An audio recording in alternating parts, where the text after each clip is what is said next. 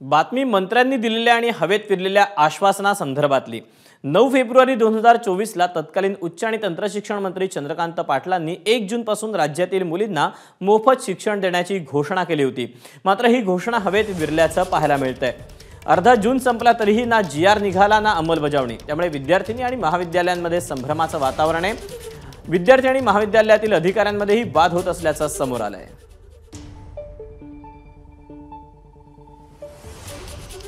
आदरणीय चंद्रकांत दादा पाटील यांनी अशी घोषणा केली होती की कुठल्याही मुलीला इथून पुढे हे जे कोर्सेस आहेत, प्रोफेशनल कोर्सेस असू द्या, कुठलेही कोर्सेस असू द्या, त्याला फीस लागणार नाही। त्यांनी ही घोषणा केली, पण त्याच्यानंतर अजूनही कुठल्याही प्रकारचं परिपत्रक वगैरे आम्हाला मिळालेलं नाही। याच्यामध्ये स्कॉलरशिपच्या विद्यार्थ्यांचा प्रॉब्लेम नाही, त्यांची फीस आम्हाला शासन देऊ शकतं, पण जे ओपनचे मुलं आहेत, ज्या विद्यार्थ्यांना रेग्युलरमध्ये फीस भरावी लागते, अशा मुलांचा खूप मोठा प्रॉब्लेम झाला। अशा मुली आमच्याकडे रोज येतात, रोज आमच्यासोबत भांडतात, पण आम्ही त्याला सध्या परिपत्रक न आल्यामुळे काहीच करू शकत नाही। हा एक वेगळा प्रॉब्लेम आमच्यासमोर उभा झालेला आहे।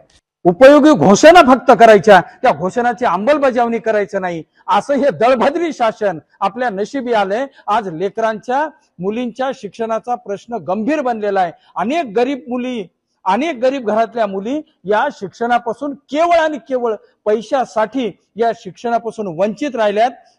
कळकळीची विनंती आहे की या घोषणा बंद करा आणि या घोषणांची अंमलबजावणी तातडीने करा।